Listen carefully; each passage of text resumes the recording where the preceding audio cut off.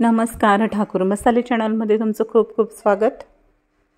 आज आपण हिरव्या मिरचीचं वाटण घालून गिलक्याची किंवा काही ठिकाणी याला घोसाळे असेही म्हणतात तर भाजी करणार आहोत। गिलक्याची भाजी ही अनेक पद्धतीने करता येते, डाळ घालून, कोरडी किंवा रस्सा भाजी। तर आज आपण गिलक्याची रस्सा भाजी तेही हिरव्या वाटणाची करणार आहोत। त्यासाठी घेतले आहे वजनी अर्धा किलो गिलके। गिलक्याचे दोन्ही बाजूचे टोक काढून त्याला अशा पद्धतीने बारीक कट करून घ्यायचे आहे आणि एका बाउलमध्ये काढून यामध्ये मी पाणी घालून घेणार आहे। पाण्याने स्वच्छ धुवून घ्यायचे आहे। धुतल्यानंतर मी याचं सर्व पाणी काढून घेतलं आहे। एका मिक्सरच्या जारमध्ये घ्यायचे आहेत 8 ते 10 हिरव्या मिरच्या, 7 ते 8 लसूण पाकळ्या, जिरे। मिरचीचं प्रमाण तुमच्या आवडीनुसार तुम्ही कमी जास्त करू शकतात। घ्यायची आहे फ्रेश कोथिंबीर आणि याचं मिक्सरमध्ये बारीक वाटण करून घ्यायचं आहे।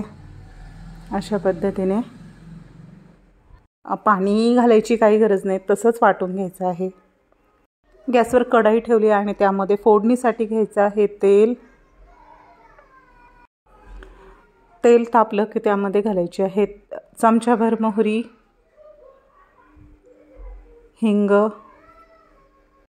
मोहरी छान तडतडली की त्यामध्ये हे जे आपण हिरव्या मिरचीचं वाटण करून घेतलं होतं ते घालायचं आहे आणि मीडियम गॅसवर अगदी थोड्या वेळ ते परतून घ्यायचे।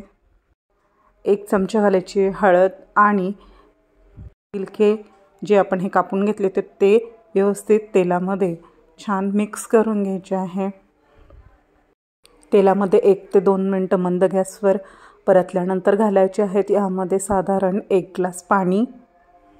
शिजण्यासाठी एवढं पाणी पुरे आहे। 10 मिनिटांसाठी झाकण ठेवून वाफ येऊ द्यायची आहे व्यवस्थित।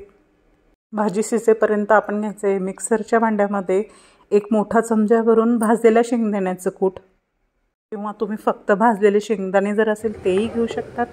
थोडंसं पाणी घालून ह्याचं वाटण तयार करून घ्यायचं आहे।